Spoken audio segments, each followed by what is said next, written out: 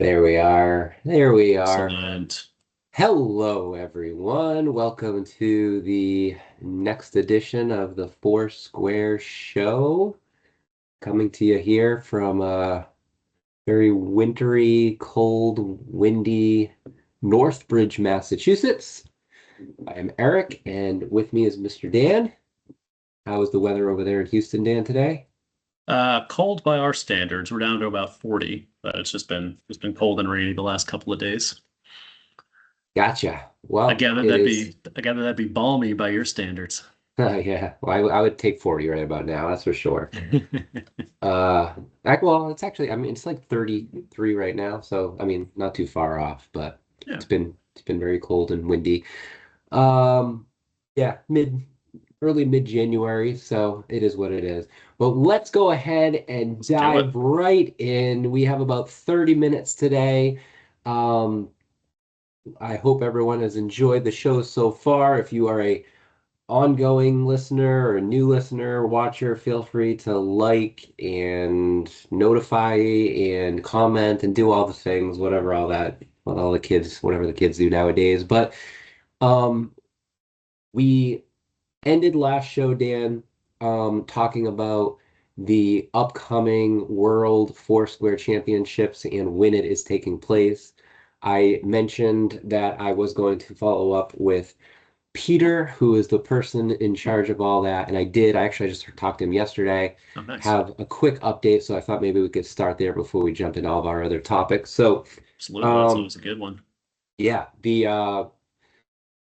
not so great news is that he has not heard back from ESPN Ocho. He has reached out. He has not heard back yet. That doesn't mean that he won't, but he hasn't at this point.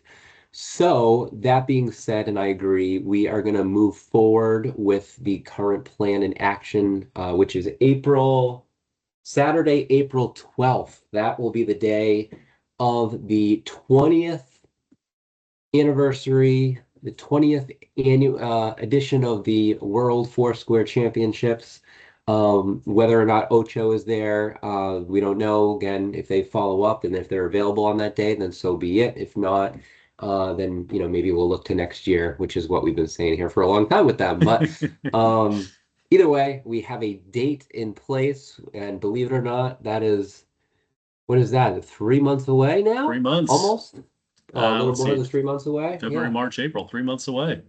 So I don't know, get your start training. I have not begun training yet. I mean, How do you train?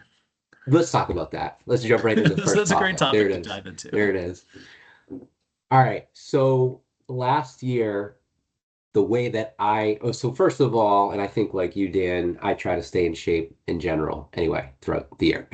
And I do that nowadays here in my early 40s with three children and a full-time job and many other things.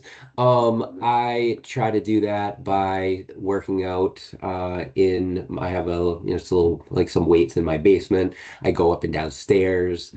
And then I play hockey once a week. Nice. Um, so those are the main ways I stay in shape throughout the non-summer months. During when it's summer, I obviously am able to do a little bit more, go out and go for a run, a walk, mow the yard, those types of things.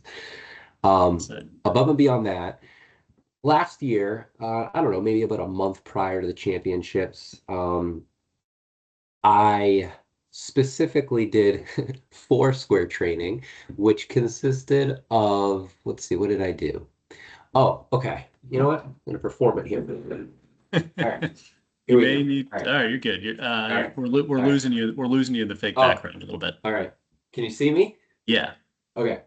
So I kind of do like one of these, like you're moving back and forth, and you kind of coming in and out here, but kind of like 5 or 6 steps forward, backwards, to the side, and just kind of like those types of movements. I think is pretty key and important for Foursquare. So I would do that for I don't know a few minutes, take a break, do it again, do it, take a break, do it again. I would also use a tennis ball and in my garage, I would throw it as hard as I could up against the wall and just catch it, throw it, catch it. Eye-hand coordination. That's what my thought was there. What else? Oh, I did the Tom Brady, I don't know what it's called, but you have, you're standing in place and you jump forward. Actually, sorry, you jump forward so that your legs go, I don't know, like underneath your shoulders, Hmm. and then you go back so that your legs are back underneath you, and you would just kind of You keep kind of doing that. split and back and Yeah, yeah, split yeah, and back. yeah. Tom Brady. I don't know if that is Tom Brady's exercise, but that's where I got that from. That's what he did in his. Ooh, I'm a little winded. Um, that's what he did to for his footwork to stay in the pocket and whatnot. Um, and then I thought there was one more. Oh yeah, I would take a four square ball and I would just simply hit it off a wall back to myself and just kind of do that. That's basically what my training for Foursquare consisted of. Dan, did you have anything that you do, or are you thinking of maybe doing something? I mean, most of last year, given where I was, the goal was like just be able to walk. So getting on a treadmill and just doing Yeah. walking, going uphill, getting that cardio. I find that, a couple hours of playing Foursquare at the championships, it'll get to you. So just having that stamina really helps. I set the treadmill way up. It's like 10% incline, as steep as it'll go, and then just put some headphones in, watch some TV, and zone out for an hour or so. The other one, similar to your motion that I did, was sitting and just jumping side to side, doing a leg. Ah, yes. So that same sort of being able to move Yep. wherever you need to go Yep. Yep. to hold on to the ball. Yeah. I love Um, that. Yeah, nothing in particular other than just kind of being in shape, being able to stand up and Yep. move around and run a Yep. little bit. It is certainly, it's not powerlifting. It's not running a marathon, but you got to be able to Hmm. move around your square. You got to have some of that Hmm. explosiveness, some of that agility. Hmm. And I don't know how I would work on kind of the delicate touch. There's some parts of Foursquare that you just practice by playing Foursquare, and you got to find a couple other people to play it with.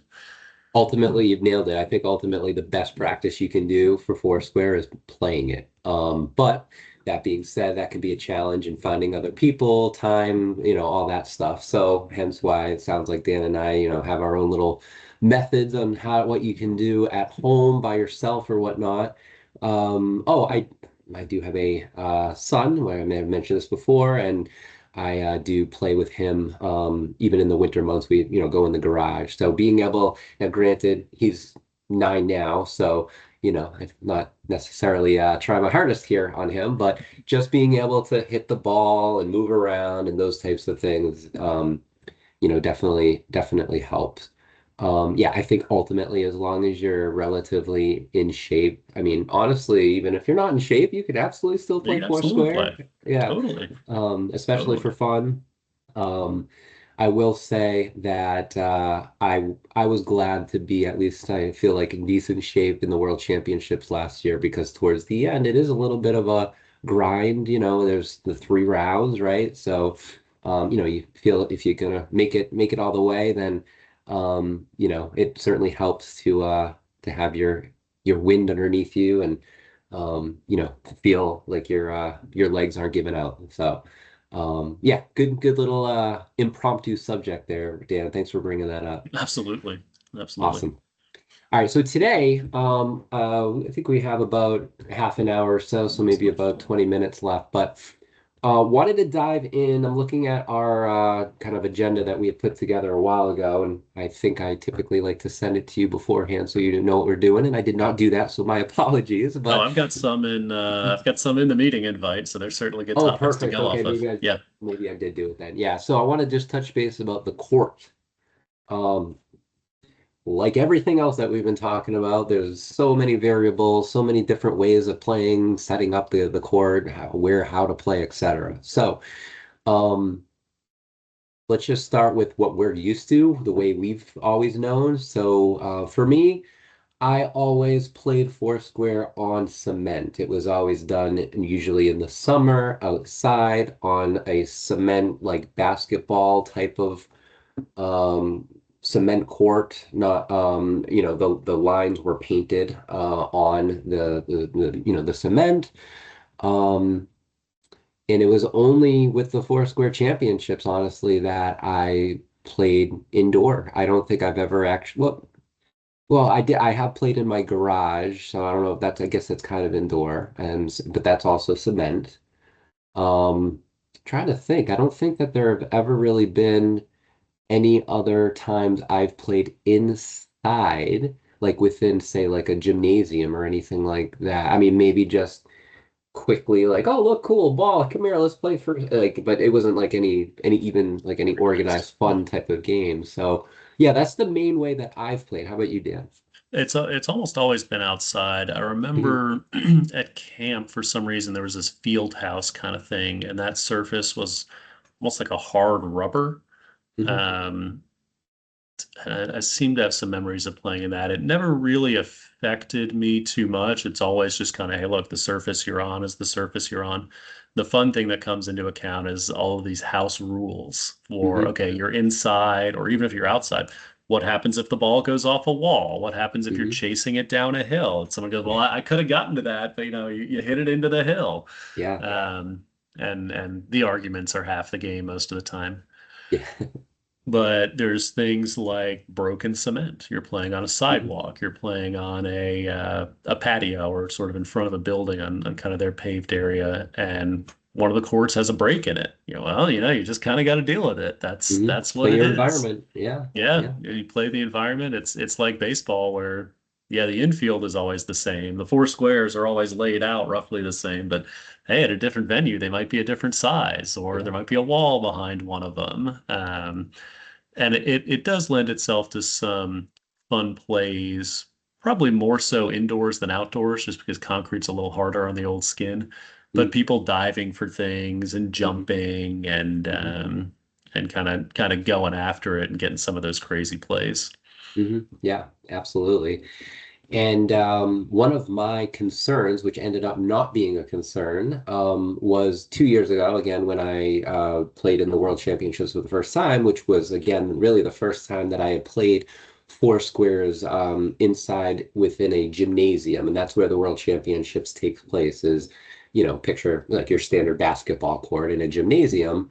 And I wasn't sure if just the way the ball bounces would be the same that I'm used to playing on cement.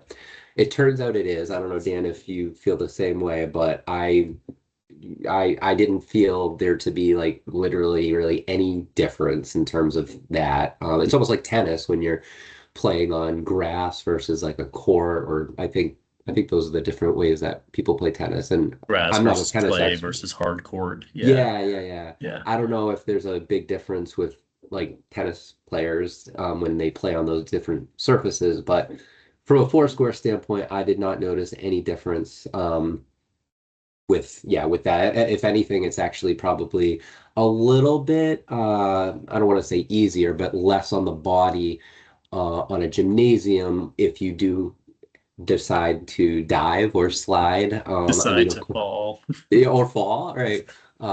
Yeah, I mean, obviously you might get a little scuff mark, from that as well, but I don't think it would be as harsh as cement. So, Yeah, I mean, cement is um, pretty rough. For my yeah. part, I've never been a spinner. I've never been someone that's really Mm, trying to spin the mm, ball and get it to bounce all crazy ways. So mm, anybody who does that more than I do, feel free to weigh in. mm. Yeah. It may react a little bit differently. But Yeah. other than that, no, I mean, grip, as long as you've got the right shoes, tennis shoes for Mm, outside, anything on cement, you're going to get pretty good grip with your feet. yeah. Outside of that, indoors, whatever shoes work on a gym floor for playing Yeah. basketball, and tennis shoes seem to be just fine.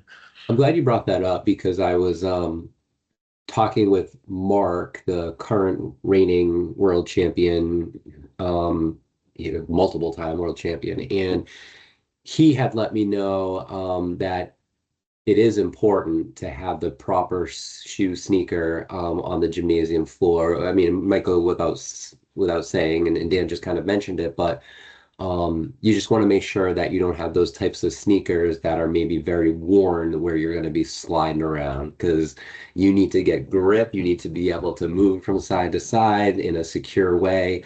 Otherwise, and I luckily didn't experience this, but I could only imagine if you have those type of sneakers that, again, are very worn.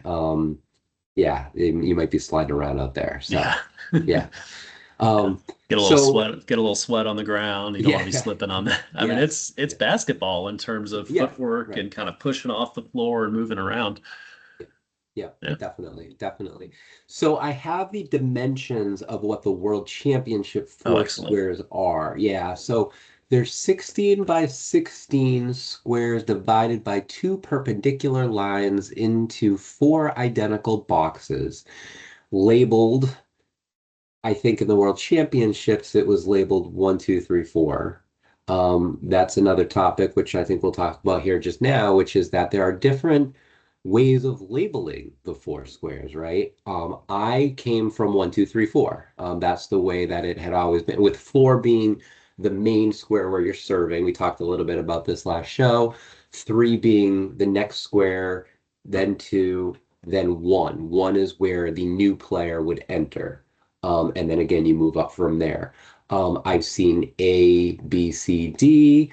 I know, Dan, you have worked with King, Queen, Jack. What is Jack, that? Jack. King, Queen, Jack, or Knight, and then Peasant. Okay. Yeah. Yes. So there's a bunch of different ways of labeling or semantically referring to the squares. Ultimately, I think they all mean the same thing. So it's just, again, a matter of semantics. Each of the four squares are 8 by 8. So again, that's World Championship dimensions, which Dan, I think you had mentioned you like. And Yeah, I'm it's a gonna good say, size for an adult. yeah, well, what I'll say, and I also like, by the way, but what I will say is that I grew up, and again, I feel like I remember you mentioning this at one point. I grew up playing on squares that were smaller in dimension size than what the World Championships are. Um, Not too much smaller, but just a little bit smaller. I don't have the actual dimensions, but when you're standing there in the court, like I can just tell, oh, these squares are bigger than what I'm used to. And you go back Yeah. to the playground and you feel a little constrained. I Yes. don't know if they're 4 by 4 or 6 by 6, Yeah. but it's funny. There's almost a child-sized court and an adult-sized court. Hmm. Um, Hmm. this 8 by 8 I mentioned is good for an adult. It's gives you enough room to spread out. You've got a big enough target to be able to hit. Hmm. And with a kid, they're kind of they can't reach the whole thing, so they're kind of flailing Right. from one side to the Yeah. other, and Yeah. Yeah. it's a little too big. So Yeah. matching the court to the size of the competitors is always a good thing to do. Yeah, I love that. The other thing that I found is that if you are used to playing in squares that are smaller, such as I think you and I, Dan, it does actually provide I feel like an advantage, and you're because you're used to the squares being bigger. So therefore, I mean, you know, our accuracy of needing to get the ball, where you want it to go in the corner of a square, wherever it is that you want to go. Now you're, wow, I got more space that I can get somebody out. That being said, it can work against you. So Hmm. when you're covering your own square, you have a lot more real estate that you need to, cover. So I guess it can kind of go hand in hand in that way. But my first thought, regarding the bigger squares when I or started playing was, oh my goodness, I could get somebody out really easy than what I'm used to. But again, they can get me out as well. So, um, the other thing that I found to be something that I wanted to actually chat with you about in an effort to see if we want to keep it this way, Dan, for moving forward. So I'm used to the squares being how many? So like 4 and 2 are diagonal from each other. Same, Okay, and 3 and 1 would make them diagonal from each other, whereas in the World Championships, 4 and 1 are diagonal from each other. So again, in other words, the new player entering is getting into that square one, which is diagonal from four, versus what we're used to, which is not World Championship ways, where the player is getting into one, not diagonal from four, adjacent to four. and it's the difference between cycling around like this and doing sort of Yes, a Z shape. yes. I've always liked the cycling around just because the steps are smaller. Kind of everybody can move at once. There's no wait, am I in the square that does something different? Now move to your right. Just move to the Yeah, square to your always right, just move to the and then right. that's Yep. that's the next one. Yes. Especially because the squares are so rarely actually labeled. Right, right. Yeah. Exactly. That being said, I feel like one of the reasons why it's set up this way in the World Championship is because you are required when you're in, we're just going to, when you're in You're in four, four. to serve diagonal to square one. So again, that is something that I never played with before. The person serving had the option to serve to whomever, wherever they wanted. We did have a little caveat to that where your serve needed to be a playable serve. So you couldn't just slam somebody out on the serve. That wasn't within the nature and the spirit of the game. The spirit of the game is to get the play going and then see what happens. So we'll probably touch upon that a little bit at some point. But um, what are your thoughts, Dan, in regards to that? And I kind of asked that more in the sense of should we attempt to change that, or should we leave it as is? And I'm kind of torn between that. So I'd love your Yeah. ideas. I like the idea of the king, the four square, whoever's starting with it. They do get just a little bit of an advantage, and the trick is to make sure it's not too big. I've always liked the idea, and we always played with the king can serve to whomever, however. That is the first hit of the game. It just needs to be a legal hit. The one caveat we had was the serve itself had to be underhand. So you can't just take it and, Yeah. make it completely unreturnable. But I don't know that I've seen anybody be able to make an underhand serve that is utterly unreturnable. The Hmm. trick for the receiver is they may need to be standing outside of their square because the Hmm. classic trick is you're standing in your square, someone hits it right at your feet, it lands in bounds, and that's it. You go, well, you can defend against that, and it's all the rest of the hits in the game are as aggressive as you want. And to me, there's no reason why the first one shouldn't be as well. Hmm. The other trick and really the other way to manage the advantage of the person serving is they at a bare minimum need to be outside of their square when they Hmm. serve. Obviously, the Hmm. closer they move up, the more unfair it gets for them. Hmm. And I've never seen this done, but it's certainly possible to say you've got the four squares like this, Hmm. person square four is serving here, and you give them an additional outside marker and say for the serve, Hmm. you have to be Hmm. outside of that one. Hmm. It's to make it even harder. My thought there, Dan, I love that. My thought there is the server has to have at least 1 foot on the back corner of their line. So I would make it even harder and say Outside of it. they can't Yeah. have any feet inside. And Yeah. I think that just depends how big is the Yeah. court, how Yeah. strong are the players, how much Yeah. reaction time do you want to give the Yeah. receiver. So There's let me certainly ask. something to say. Yeah, if you've got one on the backside, I mean, you got Mhm. someone who's 7 feet tall, and all of a Yeah, sudden they're right, standing right, over right, right, midcourt. No.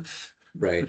Let me ask you this then, and yeah, Yeah. I'm fine with that, and I'm in agreement with that. So let's say we have the person serving in four has both of their feet can't be inside of their square. However, they also can't be way over in the corner either, like right next to what you know what I mean? Like Right next to square three. yeah, so there needs to be some sort of like designated ear. Maybe, maybe we can put a like tiny little line within the line, where it's you can probably just picture what I'm thinking here, but I'm gonna draw it out right yeah, now yeah, and yeah. see if Let's I can do break you out one your better. artist skills here. Let's see. Let me make sure this is at least somewhat to scale. Sound like Doc Brown in Back to the Future. So we've got all I've got is a pad. So this is going to be 4, 3, 2, 1. And then you've got a dotted line going out like this. That goes to another solid line that looks like that. And then the server has to be. You ready for this awesome artwork? Let's see it. Let's see it. Oh, move it back a Yep. little bit. Oh, there we go. Okay. Can you see it? All right. Yep. Yep. Yep. So now you've So, got the server outside of square four backed up however far they need to, and they have to have 1 foot on either side of that diagonal. And that makes sure that they're really in the corner as opposed to cheating towards one side or the other. Okay, so what we're saying is that the person serving in four has to have 1 foot on one diagonal line and the other foot on the other diagonal line, which would then make it impossible for someone to say go way over, say, like in your picture, in like outside of their square, but right next to the 4-3 line and serve it from there. Exactly. The Okay. other option is to say, look, if you want to serve it, I can't see my numbers here, but Yep. if you want to serve it this way, Yep. you got to face that way. And the goal is that nobody Yeah. is being misled about where it's going. Yep. Or there's another option that says the server has to call where they're serving it to. Hmm. I'm going to serve it to square three. Next serve, I'm going to serve it to square two. That I like that. I don't know if that would be something we'd want to look in. Like, I don't know if we'd want to do that, especially with, as you know, we have a kids division, and that might get a little clunky and a little crazy there. But Absolutely. yeah. Um, Absolutely. so do we want to attempt to make a rule proposal change, or is this more for us to discuss as an option, but not necessarily looking to go that far? Do we want to possibly, one, have that rule in place for the server that we just discussed, that you made a wonderful little picture of? And two, do we want to change the order of the squares so that it's the way you just had in the picture, 4-3-2-1? Both of those can be separate. Like we say, yeah, we want to do the server, but we don't want to do the squares. We want to do the opposite or both. What do you think? I mean, both of these are the way I played it, so certainly I don't want to change them to be like this. Yeah. I'm curious what the process is for getting a rule change. I know we've all played fantasy football before, and someone proposes a rule change, and there's a big uproar, and a war on the forums, and everybody leaves with bad feelings. So the goal of Foursquare is to say everybody played it differently.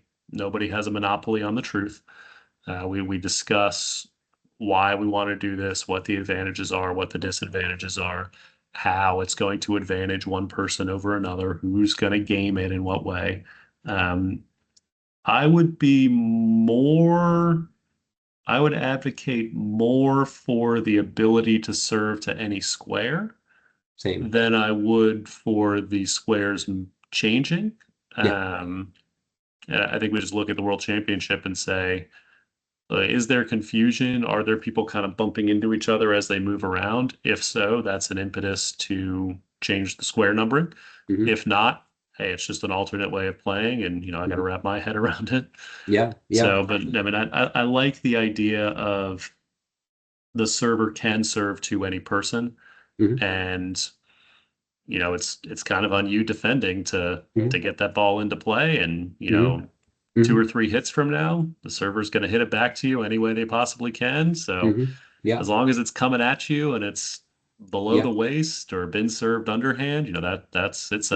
it's a tough game. It's a dog eat dog game. Yeah.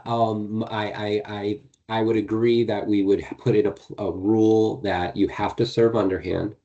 You have to stand in the way that we outlined, but you can serve to whoever you want. You don't have to call it. You don't have to. I don't know if you even necessarily have to be facing the person. I think naturally they Because there would is the be. there's the trickery serve. Yeah, yeah. But again, as long as it's underhand, I guess technically, I don't know if there, yeah, I mean, I'm okay with that. And I'm also okay with reordering the squares, though again, I'm not, I'm only because I think it makes sense to be just continue to go to the right. As far as the process of rule changes, there isn't one. Um, Last year, there was an email chain. This was kind of before your time, but there was an email chain between myself, Peter, and then two other individuals. Christian, who I may have mentioned before, he's a former world champion, champion. I think he was also just involved with the Boston Foursquare group. And Sean, I believe his name is, who I believe is the person who started the Boston Foursquare group. He started 4, I forget the name of the site, Square four. square4.org. That's right. And again, I think we discussed this in one of our first shows. I don't even know how everyone all came together and how this all became a thing and how it ended up being in Maine and all these things. But last year, there was an email chain that I think I kind of initiated that, um, and that's actually how it was determined to change from the points per serve method to the out method. So I'm happy to initiate that. But honestly, Dan, what I actually would prefer to do Mhm. is I would prefer to reach out to them, but instead of sending a very long-winded email, which is I'm kind of known for doing those things, I would like to just say, "Hey, Christian and Sean, and include Peter, Dan and I are doing this incredibly awesome, ridiculously entertaining Foursquare show that you all are listening to right now or watching. Um, we discussed a possible rule change. Take a listen and let us know what you think." If they don't respond, then you know what? We're just going to move forward. We're going to be the new sheriffs in town, if you will. But hopefully they do. Hopefully they listen to us right now. And if you do, we have all the respect for you in the world, and we absolutely would love your intake and your thoughts on this. And if you don't agree, then please make it known, and we're happy to hear you out and discuss this and move forward at the way it is. But I think that's the route I'm going to go, Dan. If you're cool with that, of That course sounds I'll include. great. Okay, That I'll sounds great. include you on that. So I know we're up against time. We really kind of just got through essentially the update in regards to the World Championships occurring on April the 12th. So feel free to book your stay there in wonderful Bridgetown, Maine. If you need to make any travel arrangements, Dan, I know that you were, kind of like, questionable in terms of being able to make it this year or not. Um, but yeah, we got about 3 months away. So in the meantime, again, I'll reach out to the people we just talked about to look into this possible rule change. And we will look to have another show in the beginning of February, which means that we would be at only a couple of months away from the World Championships. We have a whole suite of other topics to cover. And now I'm starting to get a little concerned, Dan, that some of the other rule changes that we might want to put into place for this year, we may not get to. So, do we want to maybe do we want to try to do this bi-weekly or I mean, what I don't know what your schedule is, but Let's give it a shot. Now, Friday afternoons tend to be pretty good for me. But yeah, let's give it a shot. See if we can do it bi-weekly. In worst case scenario, it ends up still being monthly. yeah, But I think catching up every 2 weeks is a good way to go. or at least every 3 weeks, maybe at the very least. Well, Yeah. I'll reach out to you. We'll figure it out. In the meantime, appreciate everybody listening. Again, as always, any questions, concerns, comments, let us know. We would love to hear it. We do plan on having guests on the show at some point, but again, I think we have priorities in place where we're trying to get through some of these possible rule changes before the next championships. Dan, anything else to add? No, that's it. Looking forward to certainly talking with anybody who wants to talk, whether it's a listener, whether it's one of the guys, one of the I'm going to call them the seniors, um, for organizing the World Championships. Always trying to make sure it's a fair game. It's a game that everybody likes and everybody's got a good shot at, and everybody thinks is fair. Yeah, So looking forward to catching awesome. up in a couple of weeks. Very good. All right, thanks everyone. Talk to you all later. All right, Dan, have a good one. Thank you. You too, Eric. Bye. Talk to you.